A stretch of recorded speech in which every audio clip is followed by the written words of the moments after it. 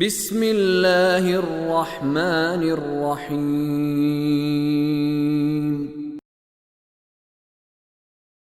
قال يا إبليس ما منعك أن تسجد لما خلقت بيدي أستكبرت أم كنت من العالين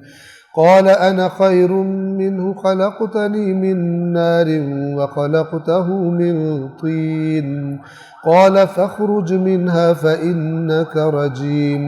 وإن عليك لعنتي إلى يوم الدين قال رب فأنظرني إلى يوم يبعثون قال فإنك من المنظرين إلى يوم الوقت المعلوم قال فبعزتك لأغوينهم أجمعين إلا عبادك منهم المخلصين قال فالحق والحق أقول لأملأن جهنم منك وممن تبعك منهم أجمعين فرمایا اے ابلیس جسے میں نے اپنے دونوں ہاتھوں سے بنایا ہے اسے سجدہ کرنے سے تجھے کس چیز نے روکا؟ کیا تو نے تکبر کیا یا تو اونچے درجے والوں میں سے ہے؟ اکڑ گیا ہے یا اونچے درجے والوں میں سے ہے؟ تو بعض روایات اہل بیت میں یہ چیز موجود ہے اور اس سے کوئی مشکل بھی پیش نہیں آتی کہ جو اس قسم کی روایات ملتی ہے کہ اللہ تبارک و تعالی نے سب سے پہلے رسول اللہ کے نور کو خلق کیا تھا، تو روایات اہل بیت میں ہمیں ملتا ہے کہ مثلا یہ ہستیاں پہلے سے موجود تھیں، ٹھیک ہے، یہ روایات میں یہ بات آئی ہوئی ہے، موجود تھی اور ان کو امر نہیں تھا آدم کو مثلا اس طرح سجدہ کرنے کا۔ تو اس آیت کا مطلب یہ ہے کہ تو نے تکبر کیا ہے یا تو اپنے آپ کو ان بلند درجے والوں میں سمجھتا ہے۔ اور اس کا دوسرا معنی یہ عالین کا لفظ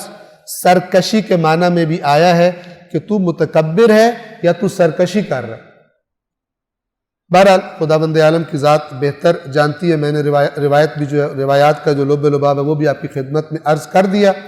اب ذہن میں یہ سوال ہے کہ اوپر کی آیت میں آیا کہ مجھے نہیں پتا، مجھے تو اب وحی ہوئی ہے، مجھے تو نہیں پتا جب وہ وہاں پہ جھگڑا کر رہے تھے اس کا مجھے علم نہیں ہے۔ اوپر واضح آیت گزری ہے ما کان لی من علم، مجھے بالکل کوئی علم نہیں تھا بالملأ الاعلی اذ یختصمون، اس ملأ اعلی میں کیا جھگڑا ہو رہا تھا جب فرشتے آپس میں، یہ جھگڑے سے کیا مراد ہے کہ جب اللہ نے کہا میں خلیفہ بنا رہا ہوں، جیسے سورہ بقرہ میں آیا ہے کہ میں اپنا نائب بنا رہا ہوں، اور پھر بعض نے کہا، فرشتوں نے کہا کہ تو اس کو نائب بنائے گا جو زمین میں فساد کرے گا اور خرابیاں کرے گا اور خون بہائے گا، تو اللہ نے فرمایا تھا میں جانتا ہوں وہ تم نہیں جانتے، جس کے لیے میں آدم کو بنا رہا ہوں تمہارے اندر وہ صلاحیت فرشتوں کے اندر بھی موجود نہیں ہے۔ تو بہرحال یہ مختلف چیزیں میں نے آپ کی خدمت میں عرض کر دی۔ تو اس نے کہا ابلیس نے میں اس سے بہتر ہوں۔ بس یہ دیکھیں اللہ کے حکم پر سرکشی کرنا اور اللہ کو بتانا، وہ سمجھ رہا تھا کہ آگ سے میں بنا ہوں، مٹی سے آدم بنا ہے اور میں بہتر ہوں، لہذا میں نے آدم کو سجدہ نہیں کرنا، خدا کی بات پر اپنی بات کر دی۔ اور نتیجہ کیا نکلا؟ کہنے لگا میں اس سے بہتر ہوں، مجھے تو نے آگ سے پیدا کیا اور اسے مٹی سے بنایا ہے۔ اللہ نے فرمایا پس نکل جا یہاں سے، تو یقیناً مردود ہے۔ رجیم، رجم کہتے ہیں پتھر مارنے کو، اور رجیم جس کو پتھر مار کر نکال دیا جائے، اور یہ لفظ استعمال ہوتا ہے وہی جس کو ہم مردود کہتے ہیں، اگرچہ مردود بھی عربی کا لفظ ہے رد شدہ، جس کو رد کیا گیا ہو، لیکن رجیم زیادہ سخت لفظ ہے، دھتکارا ہوا۔ اور یقیناً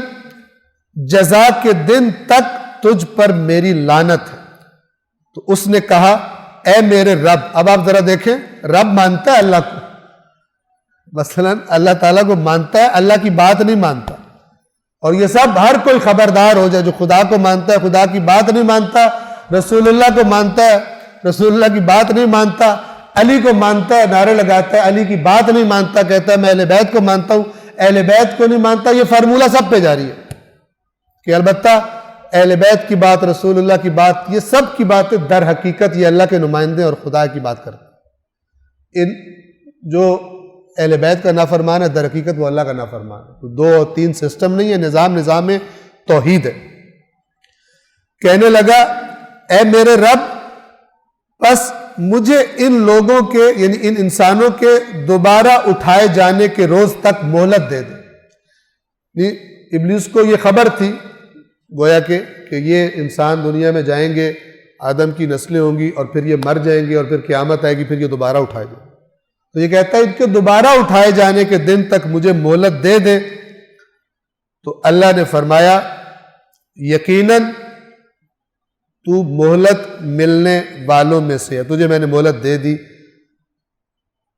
معین وقت کے دن تک،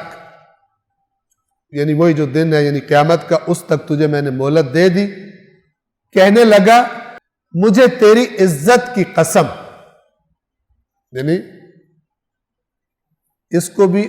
قسم بھی کھانی ہے تو اللہ کی عزت کی کھا رہا ہے۔ مجھے تیری عزت کی قسم کہ میں ان سب کو بہکاؤں گا، مجھے تیری عزت کی قسم میں ان سب کو بہکا دوں گا سوائے ان میں سے جو تیرے خالص بندے ہوں گے۔ تو اللہ نے فرمایا حق تو یہ ہے اور میں حق بات ہی کرتا ہوں، یعنی یہ اللہ تعالیٰ نے تاکید فرمائی ہے کہ جو خدا کہتا ہے وہی حق ہوتا ہے۔ الحق من ربک فلا تکونن من الممترین، حق اے رسول تیرے رب کی طرف سے ہے، پس ہرگز شک کرنے والوں میں سے نہ ہو۔ جس کو جاننا ہو کہ حق کیا ہوتا ہے تاکہ میں حق کے پیچھے چلوں، الحق من ربک، حق وہ ہے کہ جو اللہ کی طرف سے آیا ہو۔ فرمایا حق تو یہ ہے اور میں حق بات ہی کرتا ہوں کہ یقیناً میں تجھ سے، یعنی شیطان سے، ابلیس سے خطاب کیا اللہ نے، کہ میں تجھ سے اور ان میں سے یعنی ان انسانوں میں سے جو تیری پیروی کریں گے ان سے جہنم کو ضرور بھروں گا۔ یعنی یہ اللہ نے کہہ دیا کہ جو شیطان کے فالوور تجھے بھی جہنم میں ڈالوں گا، اور ان انسانوں میں سے جنہوں نے تیرے نقش قدم پر جو چلے ان کو بھی میں جہنم میں ڈالوں گا۔ صدق اللہ العلی العظیم۔